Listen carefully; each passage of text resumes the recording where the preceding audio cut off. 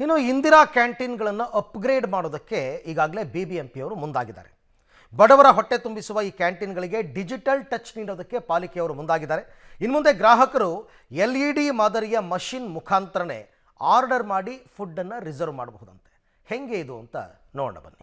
ಇಂದಿರಾ ಕ್ಯಾಂಟೀನ್ಗಳಲ್ಲಿ ಹೊಸ ಟಚ್, ಇನ್ಮುಂದೆ ಡಿಜಿಟಲ್ ವ್ಯವಸ್ಥೆ ತರಲು ಪ್ಲಾನ್. ಇಂದಿರಾ ಕ್ಯಾಂಟೀನ್ಗಳನ್ನು ಅಪ್ಗ್ರೇಡ್ ಮಾಡೋಕೆ ಬಿಬಿಎಂಪಿ ಮುಂದಾಗಿದೆ. ಬಡವರ ಹೊಟ್ಟೆ ತುಂಬಿಸುವ ಈ ಕ್ಯಾಂಟೀನ್ಗಳಿಗೆ ಡಿಜಿಟಲ್ ಟಚ್ ನೀಡೋಕೆ ಪಾಲಿಕೆ ಮುಂದಾಗಿದ್ದು, ಕ್ಯಾಂಟೀನ್ಗಳಲ್ಲಿ LED ಮಾದರಿಯ ಸ್ಕ್ರೀನ್ ಅಳವಡಿಸಿ ಅದರಲ್ಲೇ ಊಟವನ್ನ ಬುಕ್ ಮಾಡುವ ವ್ಯವಸ್ಥೆಯನ್ನ ಜಾರಿ ತರೋಕೆ ಪಾಲಿಕೆ ಚಿಂತನೆ ನಡೆಸಿದೆ. ಪ್ರಾಥಮಿಕ ಹಂತವಾಗಿ RR ನಗರ ವಲಯದಲ್ಲಿ 11 ಕ್ಯಾಂಟೀನ್ಗಳಲ್ಲಿ ಟ್ರಯಲ್ ಬ್ಲಾಸ್ಟ್ ಮಾಡಲಾಗಿದೆ. ಯಾವ ಕ್ಯಾಂಟೀನ್ಗಳಲ್ಲಿ ಎಷ್ಟು ಊಟ ಹೋಗಿದೆ, ಊಟದ ಕ್ವಾಲಿಟಿ ಹೇಗಿದೆ ಅನ್ನೋದನ್ನ ತಕ್ಷಣಕ್ಕೆ ತಿಳಿಬಹುದು. ಈ ಮೂಲಕ ಊಟವನ್ನ ಪಾರ್ಸೆಲ್ ಮಾಡಿ ಸೇಲ್ ಮಾಡುವುದು, ಕ್ವಾಲಿಟಿ ಇಲ್ಲ ಅನ್ನೋ ದೂರುಗಳನ್ನು ತಡೆಗಟ್ಟಬಹುದು. BBMP ಪ್ಲಾನ್ ಬಗ್ಗೆ ಈ ಲೇಬರ್ಸ್ಗೆಲ್ಲ ಅವರಿಗೆ ಎಜುಕೇಷನ್ ಇರಲ್ಲ, ಮತ್ತೊಂದು ಬೇರೆ ಪ್ರಾಬ್ಲಮ್ಗಳಿರ್ತದೆ. ಏನು ಹಾಕಿದ್ದಾರೆ ಇವತ್ತು ಮೆನೋ ಏನಿದೆ ಅನ್ನೋದು ಅವ್ರಿಗೆ ಮೊದಲೇ ಗೊತ್ತಿರಲ್ಲ. ಸೊ ಆವಾಗ ಏನಾಗುತ್ತೆ, ಐಟಮ್ ನೋಡಿಕೊಂಡು ಅವರು ಇದು ಮಾಡಿ ಪರ್ಚೇಸ್ ಮಾಡಬೇಕಾಗುತ್ತೆ. ಅದು ತುಂಬ ಪ್ರಾಬ್ಲಮ್ಮೇ ಆಗುತ್ತೆ.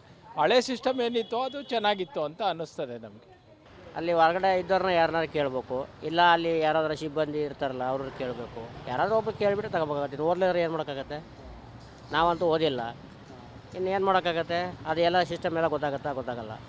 ಅಲ್ಲಿ ಯಾರು ಅಕ್ಕಪಕ್ಕ ಇರೋರನ್ನ ವಿಚಾರಿಸಿ ತೊಗೋಬೇಕಾಗತ್ತೆ. ಯಾಕೆ ಈಗ ನಾವು ಓದ್ಲಾರ ಹೆಂಗೆ ಮಾಡಬೇಕು? ಈಗ ಓದೋರೇನೋ ಓದ್ಬಿಟ್ಟು ಪರವಾಗಿಲ್ಲ ಅಂತ ಹೇಳ್ಬಿಟ್ಟು ಇದು ಮಾಡ್ತಾರೆ. ನಾವು ಓದ್ಲಾರ ಹೆಂಗೆ ಮಾಡ್ಬೇಕು? ಸೆಲ್ಫ್ ಕಿಯಾಕ್ಸ್ ಮಿಷನ್ ಅಳವಡಿಕೆಯಲ್ಲಿ ಊಟದ ಮೆನುವನ್ನ ಮೊದಲೇ ಪ್ರೋಗ್ರಾಮಿಂಗ್ ಮಾಡಲಾಗುತ್ತೆ. ಮೆನುವಿನಲ್ಲಿ ಯಾವ ಊಟ ಬೇಕೋ ಆ ಊಟವನ್ನ ಸೆಲೆಕ್ಟ್ ಮಾಡಿಕೊಂಡ್ರೆ ಕ್ಯಾಂಟೀನ್ ಸಿಬ್ಬಂದಿಗಳು ನೀಡ್ತಾರೆ. ಇದಕ್ಕಿಂತ ಮೊದಲೇ 3 ತಂತ್ರಜ್ಞಾನಗಳನ್ನು ಬಳಸಿಕೊಂಡು ಟ್ರಯಲ್ ಟೆಸ್ಟ್ ಮಾಡಿದ್ರೂ ಸಕ್ಸಸ್ ಆಗಿರಲಿಲ್ಲ. ಹೀಗಾಗಿ ಇದೀಗ ಹೊಸ ವ್ಯವಸ್ಥೆಗೆ ಪಾಲಿಕೆ ಮುಂದಾಗಿದೆ. IT ಸೆಕ್ಷನ್ಗೆ ಫೈಲ್ ಕಳಿಸಿದ್ದು, ಈ ನಯಾ ವ್ಯವಸ್ಥೆ ಜಾರಿಗಾಗಿ ಟೆಂಡರ್ ಕರೆಯೋದಕ್ಕೂ ಪಾಲಿಕೆ ಮುಂದಾಗಿದೆ. ಈ ಡಿಜಿಟಲ್ ವ್ಯವಸ್ಥೆಯನ್ನ ಜಾರಿಗೆ ತರೋದಕ್ಕೆ ಗ್ರಾಹಕರು ಕೂಡ ಒಪ್ಪಿಕೊಳ್ತಾ ಇದ್ದಾರೆ. ಅದರ ಜೊತೆಗೆ BBMP ಕೂಡ ಪಾರದರ್ಶಕವಾಗಿ ಇದನ್ನು ಹೇಗೆ ಗ್ರಾಹಕರ ಮನೆಗಳಿಗೆ ತಲುಪಿಸಬೇಕು ಅನ್ನುವಂಥದ್ರ ಬಗ್ಗೆ ಕೂಡ ಚರ್ಚೆಗಳನ್ನು ನಡೆಸ್ತಾ ಇದೆ. ಈಗಾಗಲೇ ಆನ್ಲೈನ್ ಡೆಲಿವರಿ ಮೂಲಕವಾಗಿ ನೇರವಾಗಿ ಗ್ರಾಹಕರ ಮನೆಗಳಿಗೆ ತಲುಪಿಸೋದಕ್ಕೆ ಒಂದು ಆ್ಯಪನ್ನು ರೆಡಿ ಮಾಡ್ಕೊಳ್ಳೋದಕ್ಕೆ ಈಗ ಚರ್ಚೆಯನ್ನು ನಡೆಸ್ತಾ ಇದೆ. ಆ ಆ್ಯಪ್ ಹೇಗೆ ಆಪರೇಟ್ ಮಾಡಬೇಕು, ಜೊತೆಗೆ ಸಿಬ್ಬಂದಿಗಳ ನಿಯೋಜನೆ ಏನಾದರೂ ಆಗಬೇಕಾ ಅನ್ನುವಂಥದ್ರ ಬಗ್ಗೆ ಕೂಡ ಒಂದಿಷ್ಟು ಚಿಂತನೆಗಳು ನಡೀತಾ ಇದೆ.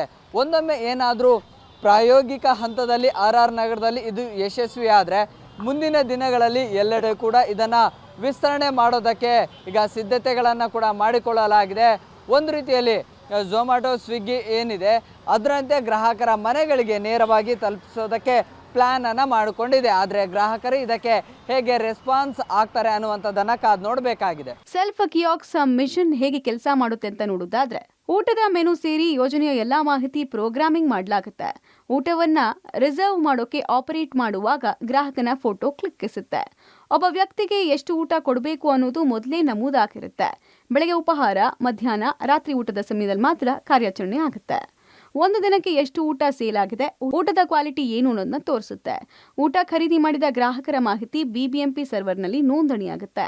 ಮಾರಾಟವಾಗಿರುವ ಊಟಕ್ಕೆ ಅಷ್ಟರ ಹಣವನ್ನ ಟೆಂಡರ್ದಾರರಿಗೆ ನೀಡೋದಕ್ಕೆ ಸಹಕಾರಿಯಾಗಿರುತ್ತೆ. 3 ಉದ್ದೇಶಗಳನ್ನು ಇಟ್ಕೊಂಡು ಡಿಜಿಟಲ್ ಜಾರಿಗೆ BBMP ನಿರ್ಧಾರ ಮಾಡಿದೆ. ಊಟ ಬಡಿಸೋದ್ರಲ್ಲಿ ಹೆಚ್ಚು ಕಡಿಮೆ ಆಗ್ತಾ ಇದೆ ಅನ್ನೋ ದೂರುಗಳು ತಪ್ಪಿಸೋಕೆ, ಹಾಗೂ ಯಾವ ಕ್ಯಾಂಟೀನ್ಗಳು ಹೇಗೆ ಕಾರ್ಯಾಚರಣೆ ಮಾಡ್ತಿದೆ, ವರ್ಕ್ ಇದೆಯೋ ಇಲ್ವೋ ಅನ್ನೋದನ್ನ ಪತ್ತೆ ಹಚ್ಚಬಹುದಾಗಿದೆ. ರಿಪೋರ್ಟ್ ಜನರೇಷನ್ ಬಗ್ಗೆ ತಕ್ಷಣಕ್ಕೆ ಮಾಹಿತಿ ಪಡಿಬಹುದು. ಅಲ್ಲದೆ ಊಟ ಪಡೆದ ಗ್ರಾಹಕರ ಸಂಖ್ಯೆಯನ್ನ 2 ನಿಮಿಷದಲ್ಲಿ ಮಾಹಿತಿ ಪಡಿಬಹುದಾಗಿದೆ. ಮ್ಯಾನ್ಯುವಲ್ ಪ್ರೋಗ್ರಾಮಿಂಗ್ಗಳನ್ನ ಮೊದಲೇ ಫೀಡ್ ಮಾಡಿರೋದ್ರಿಂದ ಅಷ್ಟೊಂದು ಪಾರದರ್ಶಕವಾಗಿರಲ್ಲ. ಅದರಲ್ಲೂ ಅಕ್ರಮ ಆಗಿರಬಹುದು ಅಂತ ಕೆಲವರು ವಿರೋಧಿಸುತ್ತಿದ್ದಾರೆ. ಅಂತಿಮವಾಗಿ BBMPಯ ಈ ಹೊಸ ಪ್ಲಾನ್ಗೆ ಗ್ರಾಹಕರು ಹೇಗೆ ಸ್ಪಂದಿಸ್ತಾರೆ ಅನ್ನೋದನ್ನ ಕಾದು ನೋಡಬೇಕು. Prakash D Rampur, public TV, Bengaluru.